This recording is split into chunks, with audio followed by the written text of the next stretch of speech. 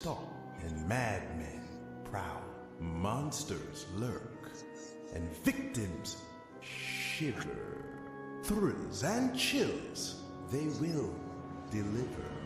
Arise from your graves and get in the mood. It's time to join the Spooky Dudes.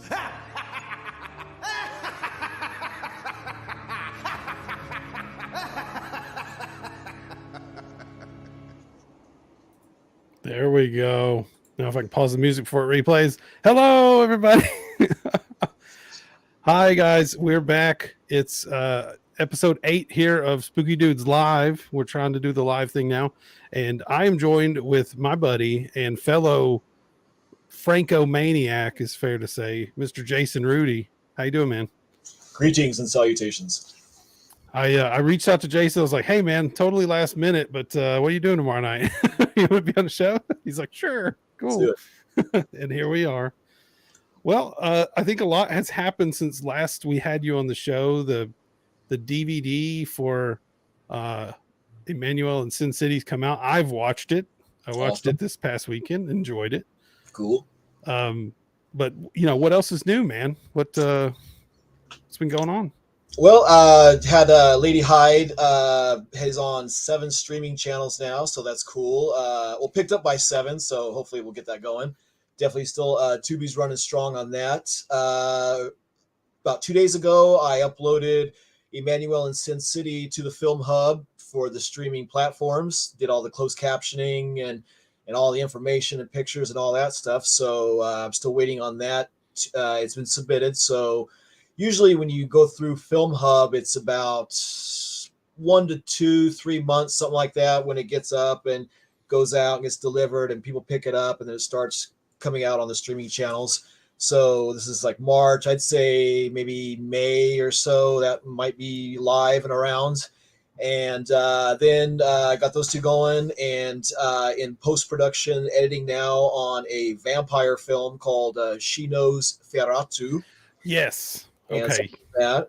And then I'm also kind of writing some stuff right now. I've got inspired recently. Again, I haven't picked up a pen and written a script in a while since we did the last film. So had a few ideas and went through here and there, but I think I have a really cool idea that something that hasn't been done before, kind of a mixing of a few different things. And I'm looking forward. And I got that bug when you get something you want to write and you get that little tickle and stuff, and I feel that, so I'm really think that's going to be the next thing. It's kind of a science fiction horror deal. Oh, cool. We love a good mixture of sci-fi and horror, man. That's always magical if you can make it work. Yeah, especially when you could take, like, it's almost like my idea is, well, not saying, but it's almost like if you could take a bunch of things you love and see if they can coexist together, then it's an extra bigger thing, you know. Oh yeah, absolutely. And you know, for those of you who don't know, Jason's been on the show before, but it was before I started doing the live thing. Yeah. We did an episode where we talked about, oh my God, I'm going to forget the Franco film, Sadomania. Oh, that's right. Yeah, Sadomania. Yeah, that's right. Yeah, because you hadn't seen it before. That was your first time, right? That was my first viewing. Yeah, that's right. I was not prepared. But it was a fun episode. It was really cool. And I think, you know, I'm going to go out on a limb and assume most of my viewers are not huge Jess Franco fans just yet. But at some point in tonight's conversation, I do think that Jason and I will definitely lean into Uncle Jess and give you guys some suggestions so you can get started. Yeah, I've on because I do the Franco Observer podcast, and we're on like episode 130 something now. So I've watched over about 130 some odd Jess Franco films. So I've seen quite a bit. Oh yeah. If I need to know anything about anything Jess Franco, Jason is my guy. So I have a direct line. That's it. It would be you or Steven Thrower, and I can't get a hold of him too easily. So. Yeah, no, there's some good guys out there. Robert Monell, Alex Mindebell, and there's some really good Franco scholars out there that I look forward and up to as well. So that's how you know something special. If you have a fan base and then you have a group of scholars surrounding your film library. It's crazy, man. Yeah, yeah. Well, okay, so everybody, Jason is an indie filmmaker, like we said, and you know what this show is kind of turning into is a focus on indie horror and indie filmmaking in general, because you know that's a passion of mine, and there are channels and outlets out there that celebrate it. I just don't, you know, I don't think it gets celebrated enough, like for my personal taste. So I like shining a light on it, and that's, you know, that's kind of the direction I want the show to go. So I got questions for you. Okay. First question, because I know you're not just a horror guy, but I do know you love a good horror film. So Oh, yeah. we'll attack it from that angle. What got you into horror, the genre itself? Well, I always loved horror as I was a little kid. Of course, being Jason, grade school. I was born in the 70s, so when I was, you know, in grade school, Friday the 13th, it came out and stuff, so I always got that. I'm born on October 13th, which is a Saturday the 13th, not a Friday the 13th, but my birthday. Oh. And actually, my birthday this year, which I will give my age, I will be 50 in October, and it falls on a Friday the 13th, my 50th birthday, so that's like very cool. Oh, that is cool. And my mom's name is Rosemary. So when she brought me home she always told me as a kid, when she brought me home from the hospital, she turned on the TV and Rosemary's Baby was playing and she was all like freaked out and was like, "You're just a little devil child," and all that stuff. So that was a very beginning. And then as a kid, you know, before VCRs and all that stuff, late 70s, early 80s, watched Frankenstein on the TV that would play twice a year. And that was really influential. And the original King Kong and Jason and the Argonauts and those type of movies. And having those things that were not real but very cool was always a big thing. And I always went to the library and read those little, like, they kind of like a gold kind of a gold outlet of the book, and they have like Frankenstein, Dracula, The Invisible Man, and you see them now. There's maybe like 10 books they put out in the 70s, 80s, and those are collectors now. You'll see them on eBay and stuff. I don't know the exact name of those, but they had a lot of cool ones, Frank and the Mad Doctors and all that. And I would just read all that stuff, and I've always just been into horror since I was a kid. So that's same here, man. You know, from monsters to the slasher stuff. I mean, I was born in 81, so okay. You know, I mean, I didn't catch it, you know, on the first run for sure. But you know, I think when you just grow up surrounded by whatever kind of pop culture zeitgeist or whatever you're surrounded by, it seems like it's going to have a deep impact on, you know, what you're into later in life. You know, I was like, comic books and monster masks were always around. So yeah, and I was big into the famous monsters of Filmland. That was still going on when I was a kid. It was starting to wane out, but that and pro wrestling was huge to me. And that's very similar with the good guys and bad guys, larger than life, and the fights and the struggles, like Frankenstein meets the Wolfman. And I mean, all that stuff just all feeds together, you know. This is sort of an aside, but did you ever watch that movie, I think it's called Monster Brawl, where there's actually once or twice. I saw it years ago. You come on DVD. It had like a Frankenstein type guy in it, and it's okay. Like there were some wrestlers in the movie. I think they had. I can't remember who's doing the commentary or commentating, but Gene or Jesse or somebody. Yeah, I mean, I saw it. God, probably 20 years ago. So when it came out, so I don't remember all of it. But I feel very old with you saying I saw that 20 years ago. Oh my God. Well, you could see when it came out. It's probably pretty close to that time. You know, it was 2000s and something that came out. 2005, 4, somewhere around there. I'm not sure off the top of my head, but that sounds right. It felt like a direct to DVD kind of thing. Yeah, They did a few other ones. They did like one with Rey Mysterio was in one about a monster wrestler, and then there's been some wrestlers in horror movies. Bret Hart, Piper, and a few of those guys did kind of wrestling ones, and unfortunately, they usually just don't turn out that well. And I kind of I don't know, I'm the type of person where I can kind of look at something and know if it's going to be good or bad. And I was like, you know, so keep it in my head and hope it's something I wish it would instead of ruin it and see it for real, you know? So it sounds like you had a pretty similar, I mean, other than like, my name's not Jason. I don't have a famous horror movie name, but do you remember the first horror movie that really like cemented your love for the genre? Probably Frankenstein. I always tell the story about, it's pretty common with people where before you see him the first time, you hear his footsteps and he gets closer and closer.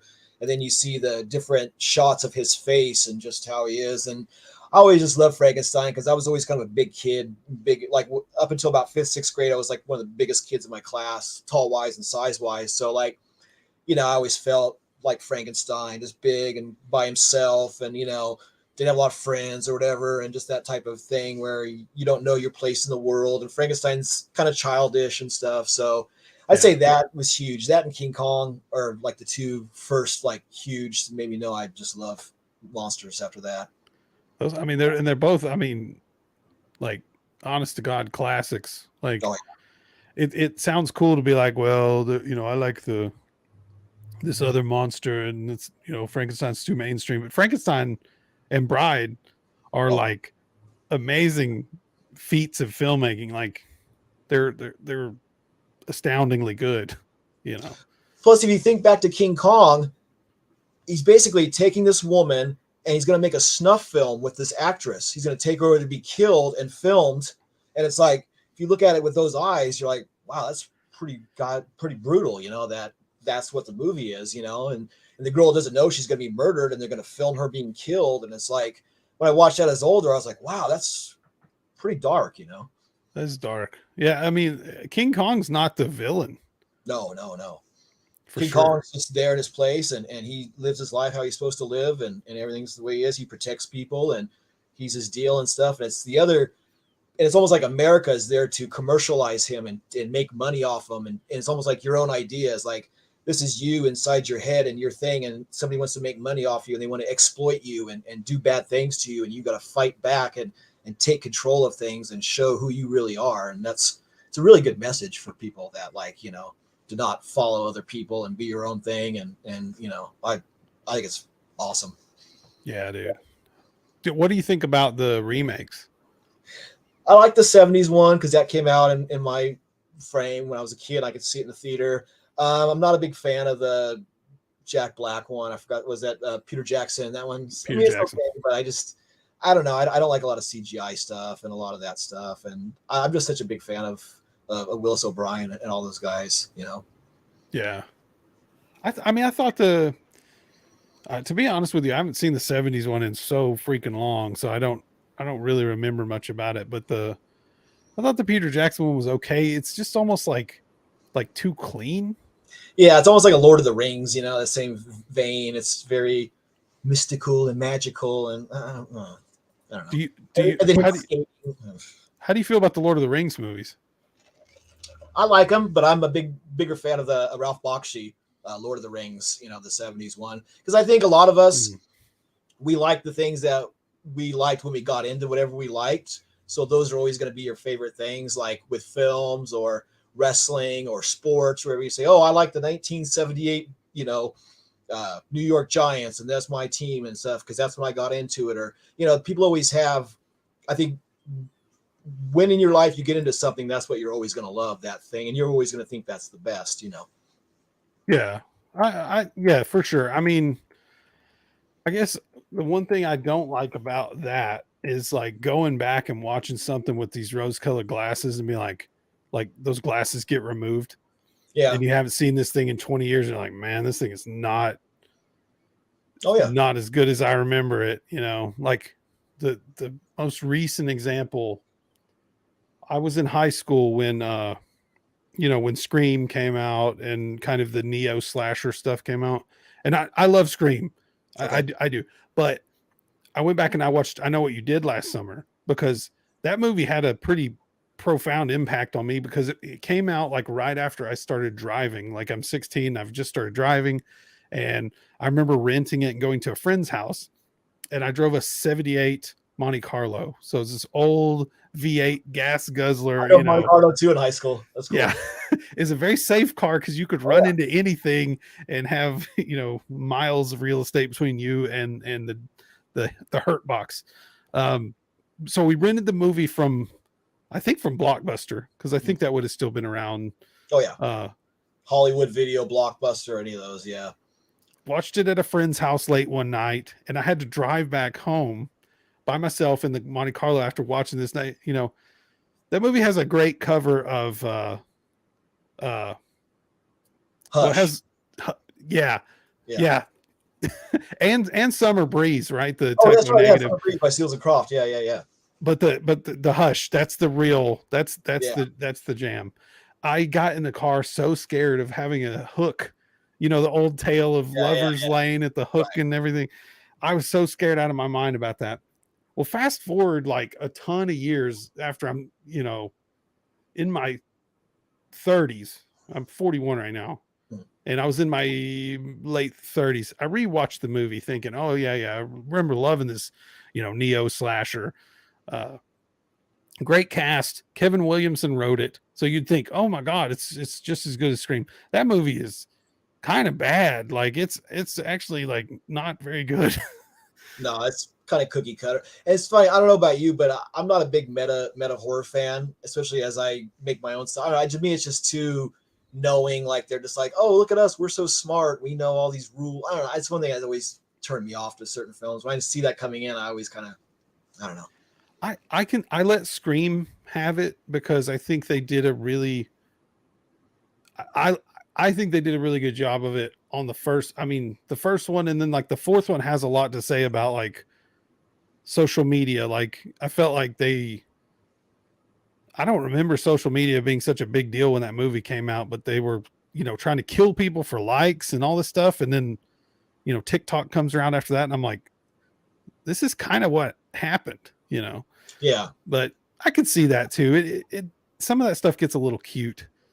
Yeah, it's like, I mean, because I don't know if you like, there's that movie Student Bodies that came out in like 1981, and that was one of the first kind of knowing horror movie where it was a send up of other things and stuff, and you know, and National Lampoon's Class Reunions, kind of another one, a little bit like that one. you know. So there's a few of those that kind of do that, and it's okay. I mean, but it's almost like Mel Brooks. Like when Mel Brooks makes a movie, he almost kills the genre. Like Blazing Saddles killed a lot of westerns for a while because it spoofed them, and Young Frankenstein and other things like that. It kind of shows the funny stuff, and it takes away some of the magic, I think, in time. You know, there's another one.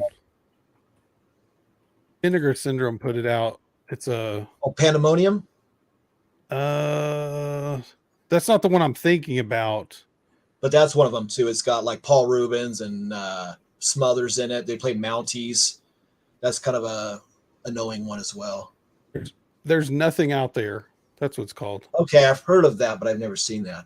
Like supposedly the guy that wrote it, the dude that wrote it was like 12 or something when he wrote it. Wow.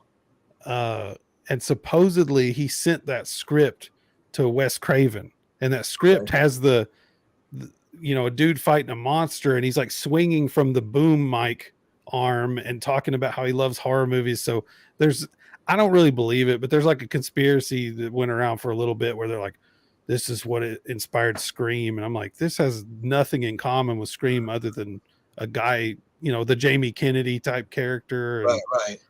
It's a cool movie though. I like the creature quite a bit. And the movie, you know, if you like stuff like Basket Case and, you know, kind of Trauma-esque stuff. Although I'll say I'm not going to badmouth Trauma, but Trauma did release this one, but it feels like a higher grade Trauma movie. A lot of Trauma movies are sort of, I hear you. You know. Yeah. But speaking of trauma, the next question isn't about trauma, but what's your favorite subgenre? I don't know. I mean, like say slasher or zombie. You know, I would say maybe zombie films, because back in the day, you know, like 80s Italian zombies, I would say. That's a cool pick. Yeah. Like Burial Ground and Hell of the Living Dead, Burial Ground, Zombie, you know, Zombie 2, 3, 4, all those. All the Fulci stuff, yeah. Flesh, yeah, all that, you know, that cool kind of just, you know, straight ahead stuff. And I really love Bruno Mattei because, like, I've been recently reading it. Like, a friend of mine had, I think the last movie he did was like Zombies the Beginning. It was like 2007 or something like that. And then he did Island of the Living Dead. And like, what I've been reading, I've been going through Letterboxd and kind of looking at Bruno Mattei's films, and he straights up. Okay, like for instance, today I watched Robo War. Have you seen that? I've got it. I have not watched it yet. My stack Dude, is ridiculous right now. it's on Tubi. It's Okay. awesome. And I always heard whatever. I watched it, and this dude basically rips off movies, but just changes stuff. Like RoboWar is basically Predator, but with a robot killing the people in the jungle. And even the guy like Jesse Ventura spits a lot. And then there's like a Native American guy, but it's beautiful. It's done really well, and it's like funny and great. And so like with his last zombie movie, it's through Intervision, and basically like they use Goldberg's wrestling theme. They use submarine footage from freaking that Hunt like for Red October? yeah, or something like that. One of those things, and they use like some of the effects from a Hollow Man, and he straight up, and also that's the same guy that did A Cruel Jaws, so they use footage from other films, and he straight up put stuff in his films, and I don't know how he did it, but to me that's just ballsy as hell, you know, and I really love that stuff. Well, they probably like if it's in Italy, they probably don't have the same. They probably don't recognize the same copyrights, or they probably didn't back then, because he Yeah. ripped off all kinds of stuff, right? He had an yeah, alien rip off. Yeah, and I guess this last one, the zombie ones, is basically like Aliens. Like he has one survivor, and instead of aliens and the alien queen, there's a zombie queen and the zombies, and so it's like the same situation. They basically just take the same thing because it's really cool because people like what they know. And I was telling somebody earlier, like it's easier to sell something that's already been shown or done than to, and unfortunately, show something brand new that nobody doesn't know. You know, and like memory and good times in your head, you'll always, I like that, and I'll go see something like that, you know, and so that's easier to sell. And then even with nowadays with remakes of every goddamn film there is, it's the same deal. But it's just if you could take something else, put your own spin on it, and do your own thing, kind of like I did with Lady Hyde and with Franco. It's like I'm not saying this that. I mean, I'll come out and say this and that, and I show my influences and everything. So it's like if you could do that, people like it. If it's fun, hey, what the hell, man? Why is that different than any Marvel movie or anything else? That's the same bullshit over and over again, anyways. You know? Yeah, no, people get real bent out of shape about remakes, and they say, "Well, what's Hollywood's not coming out with anything new." Well, Hollywood is. I mean, Hollywood's still coming out with new stuff. You're just not.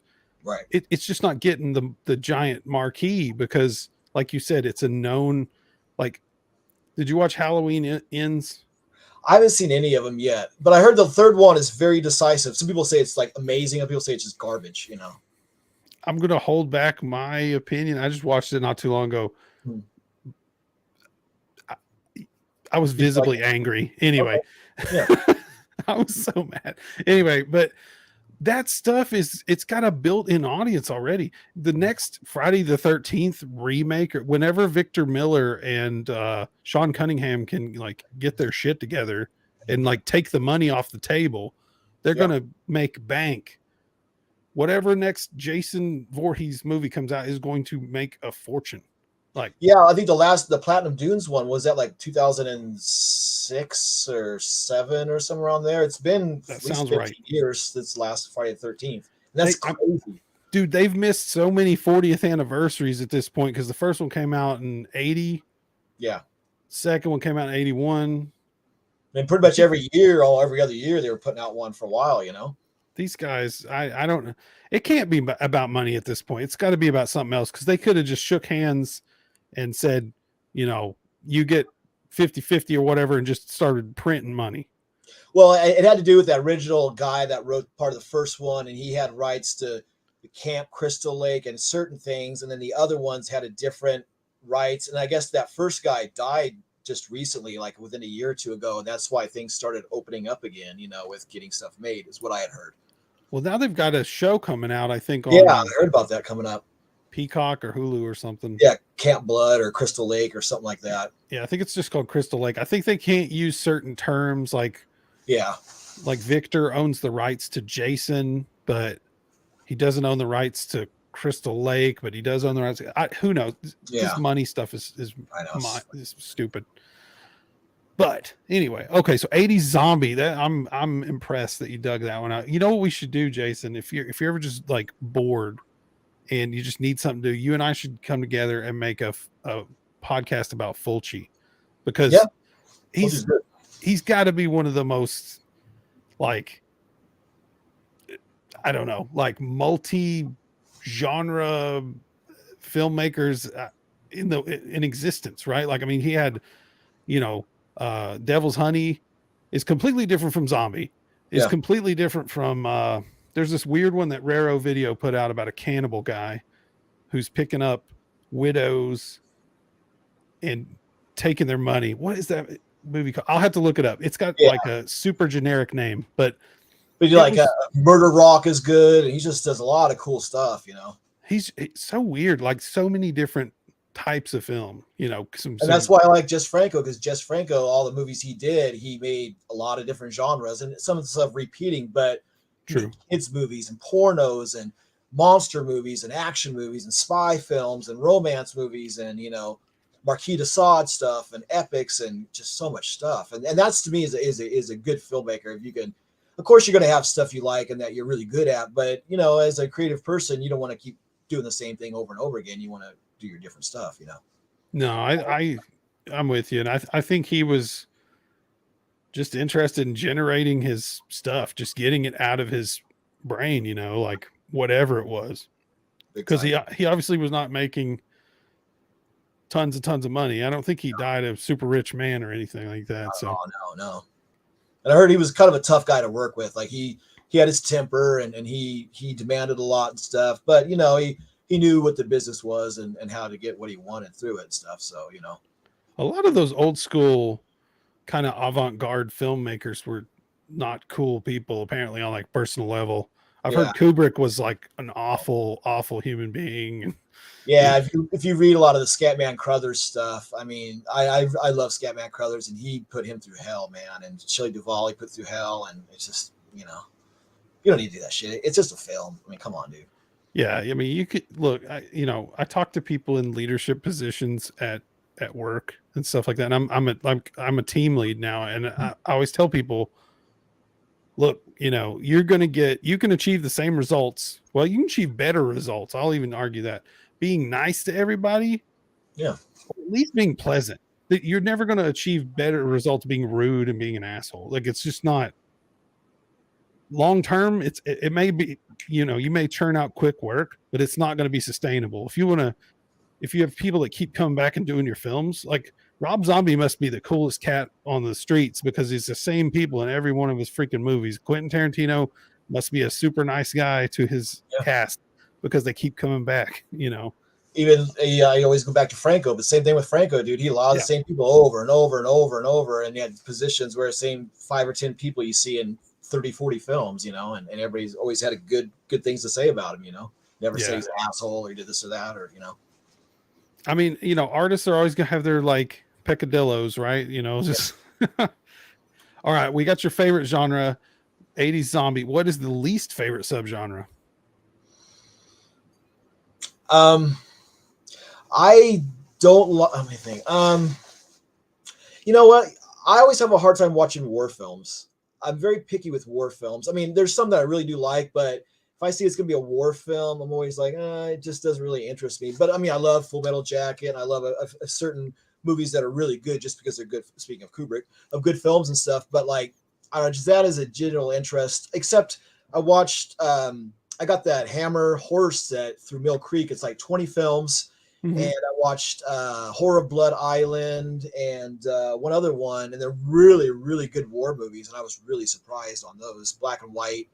Because people think of Hammer, they just think of the gothic horror, but Hammer did a lot of stuff, and their war films are beautiful. They're gory. The language in them, like for the late 50s, early 60s, is like these slut and whore and bit. I was like, wow, you know, and some people get shot and whipped, and they got the cuts on them and all that stuff. And it's pretty graphic for its time. It was shocking and stuff, and torture and stuff. And those are really good films. I'll have to check those out. I didn't know Hammer made any. I mean, I knew Hammer did stuff other than the Ingrid Pitt and the Christopher Lee. I knew they did other stuff outside of that, but I didn't know about war films. That's interesting. And they did one that I'm going to watch called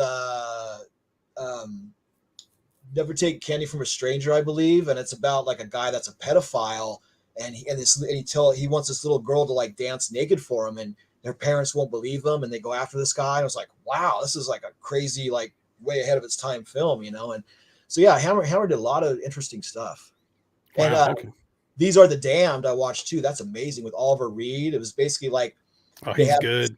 yeah, and it basically the government has these kids that were almost their mothers took these pills or the mothers had some radiation poisoning and these little kids are like all radioactive and they know they could that they're in that they're like indestructible so they keep them in this little place and they do tests on them and stuff because when the world they have a nuclear fallout these kids will be the only people left to breed society and then they find out about this institution.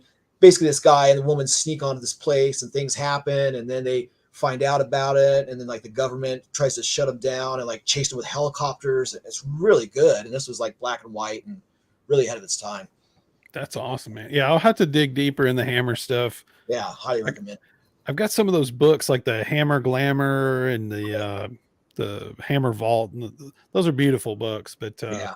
I think they mainly get into the horror stuff. But yeah, and the horror stuff's good, but it's a lot of the Universal stuff redone. You know, the Frankenstein, Dracula, the Mummy, you know, type stuff. they're just like, hey, how about Dracula, but with blood and boobs? Yeah, exactly. How about we can show a little more and stuff? And you know, it's less like anything like the Friday the 13th. If it's going to make money, they're going to keep making more, and that's what they did. And you can't blame them, you know. And that's their bread and butter. That's true. I mean, it's true. These things have to make money. I mean, you know, you can't just approach it from a you know, standpoint of I just have to push my creative direction and nothing else. You know, they still have to make some money at the end of the day. So most definitely, yeah. Because I mean, that's what it is you're putting out product, and if the product doesn't sell, why would you keep putting out that same product? You got to have something that sells. That's how life is, you know. Yeah, I mean, absolutely. Here's a complicated subject. So, on the topic of the economics of filmmaking, okay, you know, we have films that come out, and the people attached to them sometimes do things that are off-putting or not cool in some way. Right. Case in point, like Victor Salva, right? The guy that made Jeepers Creepers. That guy's a scumbag, yeah. Right. Like not only a literal convicted pedophile who, I mean, there was video of it. He pled guilty. He served some time. He Clown still House. made, Yeah. Clown House. Yeah, that's right. Which is still to this day out of print because of that, right? Yeah, Amazon put it out for a while through MGM and like a kind of a gold box type deal. I think that was like the last release of that, I believe, you know. Yeah. And that was probably 20 years ago or whatever. So there's like an ethical question here, right? We not everybody. Well, we tend to cancel as a society. We tend to cancel the things that like don't mesh with what we believe in, right? Like I'm obviously not cool with what he did to the that kid or those kids, so I don't put any money into any project he works on. Right. But I'm not against the guy Jonathan Breck that played the creeper. Right. You know, so what do we do?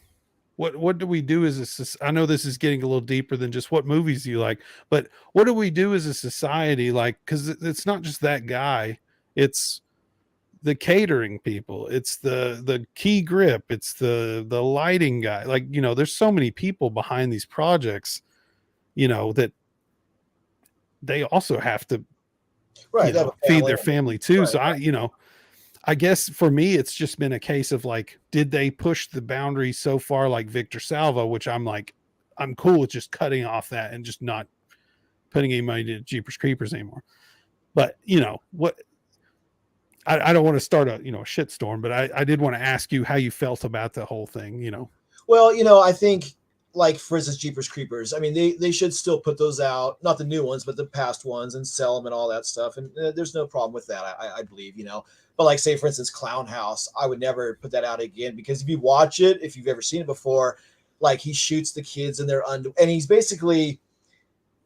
Now I don't want to come across as one way or another, but he basically shoots them as sexual objects, whether you're straight or homosexual or whatever your thing is. He shoots them like they're grown men or women in the underwear shots and loving, and stuff like that. And especially as a filmmaker, something, you see it and you're like, whoa, it's just, it's creepy in a really not in a good way, because horror movies are supposed to be creepy, but if it's perverted in a gross way, I just don't think that's the thing.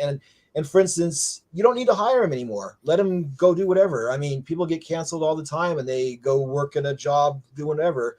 But the people that you talk about doing catering and stuff, those people were already paid and they did their job. Well, so their job's over now, you know, the assistants and all that stuff. So they're not the ones really being faulted. They can go work for other films and do other projects. But I think like Roman Polanski or somebody like that was one of the earlier ones, you know, back in the day. And he had to go out of the USA and do his stuff in other countries and still put out product, and that's upon them, you know. But like, I don't know. And the companies that do hire people that are crazy or do something really extreme, you know, like for instance, Marlon Brando used to be box office poison, and like up until Godfather, there was a break there for a few years where people wasn't hiring him because their movies, he was just sinking movies, you know. And it's like, you have a choice of who you want to hire or what you want to do. You don't have to put these people in things like that, you know. What was the deal with Brando? I've never heard that before. Yeah, like I'm trying to think what it was, but like he had done like Candy, that movie Candy, and then like Night Trippers and a few movies where it's just he was just trouble on the set, and his attitude and his movies weren't doing good. And there's a certain movie from that point on up until Godfather, because even when Godfather came in, they really pushed to get him in that movie because a lot of people didn't want to hire him and stuff just because of his attitude and all that other stuff. And then when they hired him, then he had that famous thing where he did the Oscars and brought the Native American lady up and kind of did stuff. And it was almost like him flipping the bird at the Institute. And so, you know, I mean, there's just, that's how Hollywood always is. In a medium where there's artistic people and people that are not like everybody else, you know, you kind of do those certain things, I think. Yeah. And have you ever, I'm not a big fan of the Island of Dr. Moreau movie. I like it, but I like all the H.G. Wells stories like that. But yeah, it's not the best film. But that documentary, Lost Soul. Yeah. I mean, or Lost Souls, I think, is, I mean, it's fascinating. I thought it was, you know, about, what's his name? The Color Out of Space. Richard Stanley, yeah. And that's another one. Like he had a lot of problems. Like he beat that woman up and did stuff to her and stuff, and you know. Yeah, I mean, that just kind of crept out of nowhere after that movie came out. It was the first I'd heard of it, and I was like, oh man. Yeah, keep it all that stuff. And that was, I mean, there's been throughout time quite a bit, but that was, I think, one of the first cancel things that in modern society, I think, was not that story, but that was one of the first ones I remember where it really took somebody down fast. Yeah. And I'm not a big Color Out of Space fan. A lot of people like that movie, but I was one of the ones that I didn't like it at all. I watched it. You didn't dig it. I've got a soft spot for Nick Cage. And I just felt like with that and Mandy. Oh, Mandy's awesome. Yeah, I love Mandy. And then Pig came out, dude. And I think Pig is like a flawless movie.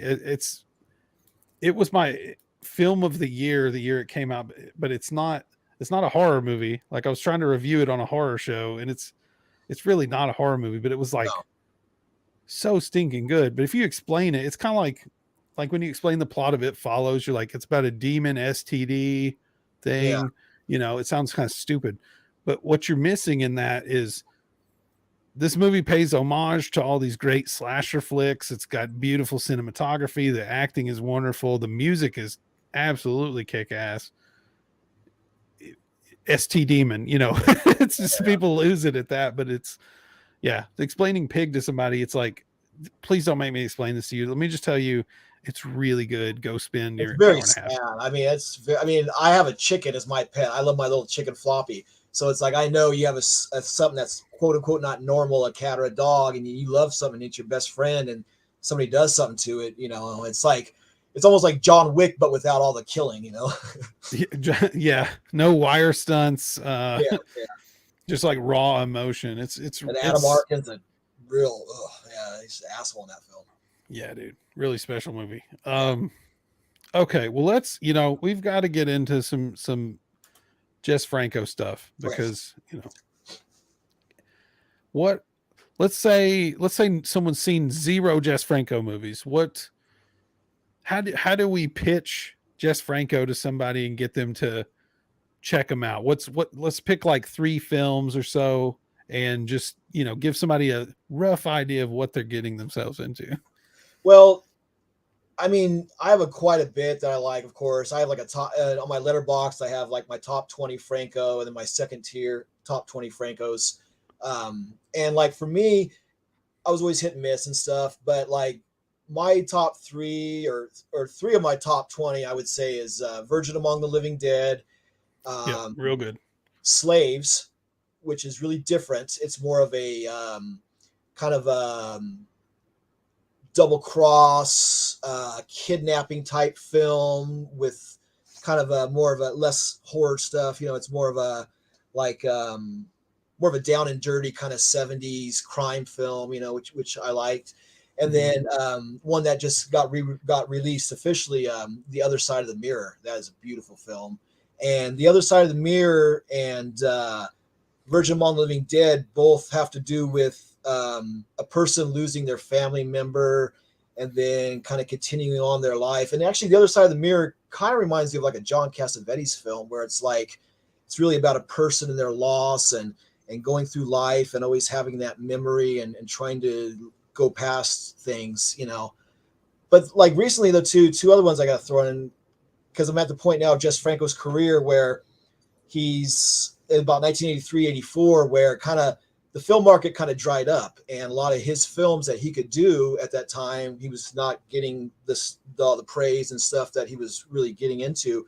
Yeah. So like there's a film he did called Foul Play in Casablanca, which is a male side, and then there's a female side, Bahia Blanca, and those are both very similar, where it's a person that's kind of got to a midlife crisis. They're kind of looking back over their life and reflecting on the choices they made and whether they want to continue on or how they want to change their life. And as a person in my age range, I really like that, because it's like you feel an artist kind of reflecting, and even The Other Side of the Mirror, reflecting. It's a mirror, and it's like it's got that thing where you're kind of looking over things, and really it's very thoughtful and not just nudity and all this other stuff. It's got some real soul to it, Yeah, man. No, those are good picks, dude. I'm gonna go with Female Vampire. Yeah, because I think it's a beautiful film. It was also the first Franco I ever watched. Yeah, see, like you talk about, the first things you get into are always your favorite. Right. And Lena is she is something else in that movie. I mean, every shot of that film is this is just to prep people. If you haven't watched any Franco, a lot of these movies contain a ton of sexuality, like lots. So if you are not into gratuitous nudity, and even in the case of Female Vampire, I don't even know, it's done, it's artistically done, but it is sort of gratuitous as well. So yeah, but it's a great movie. I mean, it's Lena being that's in my top 22, definitely. I'm gonna go another Vampiros Lesbos. Has a great title. Yeah, its style is cool. It's definitely different, and that's probably the most, I wouldn't say his most famous one, but that's the one that maybe that or Succubus maybe would be like the two ones that people might know the most. That one is it sounds trashier than it is. Like, it's actually pretty like subdued and kind of artsy, I would say, more so than a lot of his later stuff.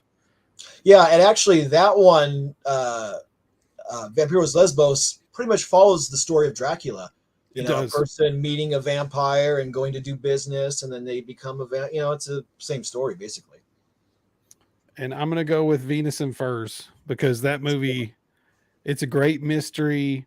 The song will get in your head. Yeah. Venus and Furs will be smiling. Yep. There you go. And there is one scene in that movie. I mean, there's a lot of cool scenes, but there's one scene in that movie where I can't remember the female lead's name. But she's basically laying in a bed, and there's a ton of mirrors around, and there's a guy coming in there, and I think it's the guy. It's basically a revenge story. Yeah. And this guy is coming in there, and you can kind of see her from different angles in these different mirrors, and it's just unlike any scene. There it is. Maria Rome.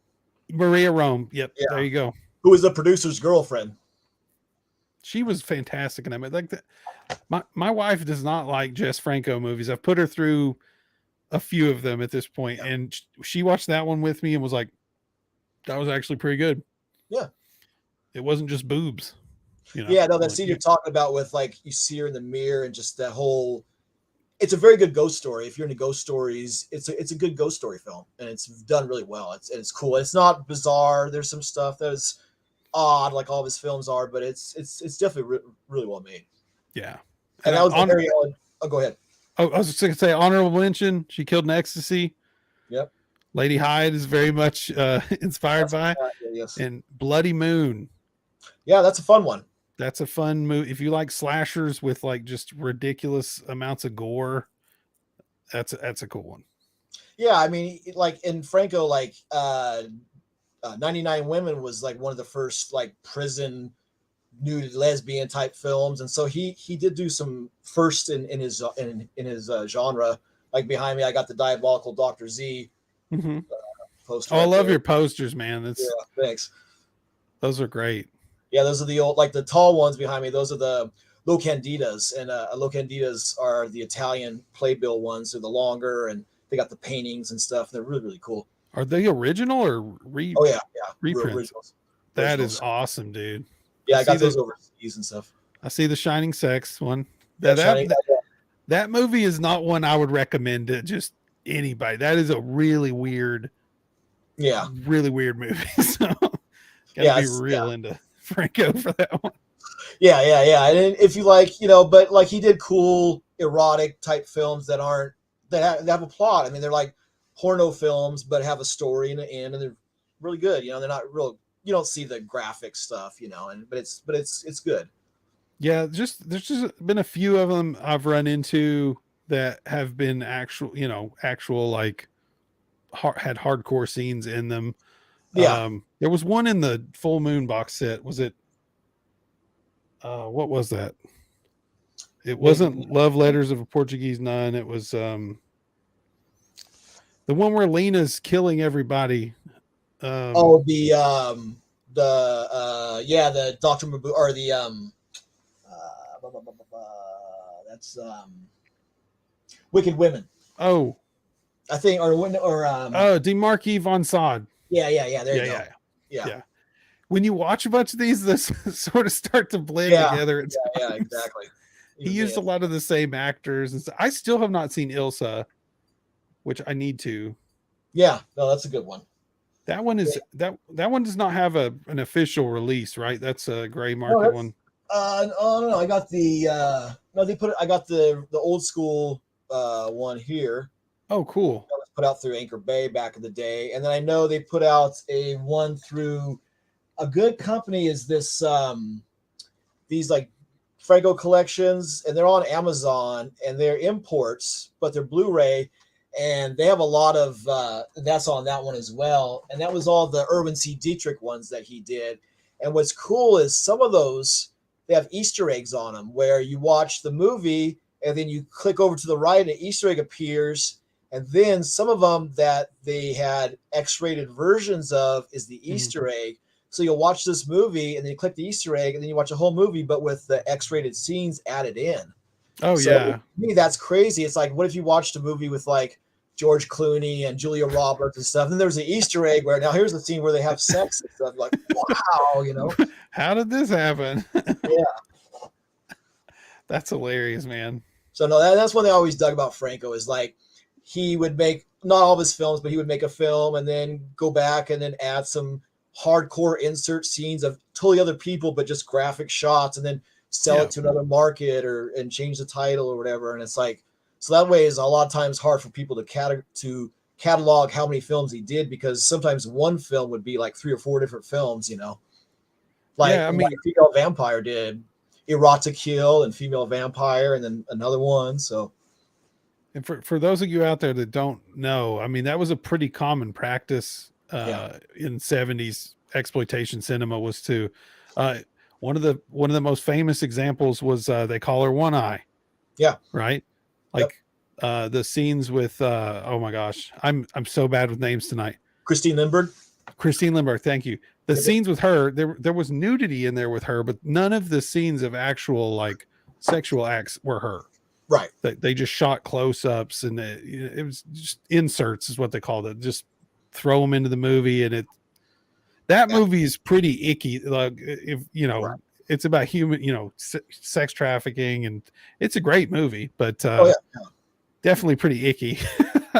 Yeah, I mean, it influenced, Kill Bill with the different color eye patches and some of the themes with things, and I think with some of the music too, man. Like, it's astounding how Kill Bill like that movie is actually, or how how they call her One Eye like Kill Bill is, I guess. Yeah, no, totally. Tarantino has worn his influences on his sleeves his entire career, though. I don't know why anybody would be shocked at this point. Yeah, and really, I mean, there's a lot of originality, but you could take any movie and say, oh, it's from this or it's derivative from that, or I mean, everything back from the Brothers Grimm and Hansel and Gretel and Snow White and all. I mean, you take this, you change it, it's this, and change it to that, and it's every movie's off of something, and that's how art is. You take an idea and you change a few things and add stuff that's yourself, then it becomes your own thing, and that's most films are like that. And Franco, I mean, he's a great example where he would do a film and he would remake that film under different titles 10 years later, 20 years later, and change a few things, but it's like this, it's like this, it's like that. It's all connected, That's very true. Well, I think we've given the viewers some cool suggestions to go check out. Yeah, I'm going to also recommend you guys go check out, if you're at all interested in Jess Franco stuff, go check out Lady Hyde. It's on Tubi. Yep. Jason made the film with love. It's a truly indie flick, and if you watch She Killed in Ecstasy and you enjoy that, I highly recommend you check out Jason's movie. Now, when will Emmanuel be showing up on streaming? Because now it's just us DVD guys, I think. Yeah, I kind of mentioned at the top of the hour. Basically, like I had just submitted it, so I'm thinking maybe 2-3 months, hopefully, because once it gets accepted and they puts it out, then it's the company decides to like say Tubi will say accepted, then it will say delivered, and then once it's delivered, then they never say, oh, hey, by the way, your movie's getting distributed on March 1st, where it's just I would just check every day and there it is. Oh my God. And I just anything. Even now I log on every day to Amazon.com and I'll type in Lady Hyde to see if it's on their Prime Video, and it's still not. But I just have to look like anybody else, and I hope it's there. And I just do my due diligence every day and just always check, Yeah. No, that's going to be cool when it does pop up. You guys need to check that out. Okay, yeah, it's about the same cast as the last film, and we filmed those two back to back. I filmed Emmanuel over about 8 days, and then we took a weekend off, and then we filmed Lady Hyde right after that, back to back. That's amazing, dude. Yeah, because like Franco would make like 12 to 14 films a year, a few years, and that's crazy. You basically do like 3 weeks, and then break, and then he would film for like a week. And then he would do his editing for a week, and then do all the sound for a week, and then start getting the next film ready, and then do the next one, and just have that same cycle. That's wild. That is wild, dude. Yeah. It's just it's so much of an output. Yeah, and if you could do like 14 films a year, that's more than a lot of directors do in their whole career. So that's like pretty crazy. And out of 14, you get like at least half of them are really good, and some are whatever. But there's a lot of good stuff. And if you could make 5 or 6 fucking awesome films, what's wrong with that? Yeah, no.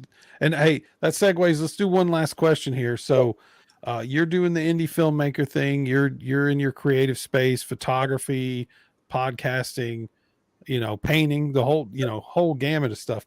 What advice can you give to somebody who's out here kind of struggling with making their creative passions come to life? What kind of advice would you give that person?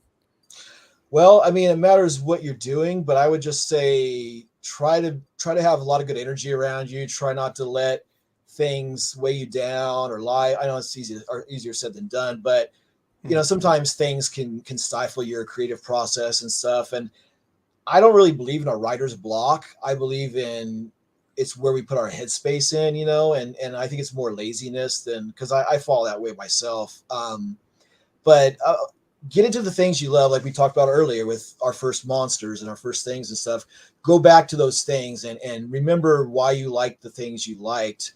And from those things, you'll get creative impulses. And if you act upon your creative impulses and stay on that and don't ignore those things, that really helps you, because some days I'll wake up and I'll go looking through things and I'll see something I haven't seen before. And then will start me down a trail. And then all of a sudden, I'm like, oh, that's a really good idea. I didn't think about that. And just start writing things down. And then soon you know it, you have an outline. Or like with me, with my writing, if I feel if something's not right, I'll start drawing or I'll paint, and then you get in that mindset. It's almost like stretching or like meditating or something. You do one thing and it leads to the other, and always stay busy, because like Terry Gilliam, I always take advice that he had said before is momentum is key. Once you have that momentum, you just keep doing it. And when you stop, it kind of stops the ball from rolling. So you got to keep it going, treat it like anything else. Treat it like a job, treat it like exercise, treat it like your heartbeat.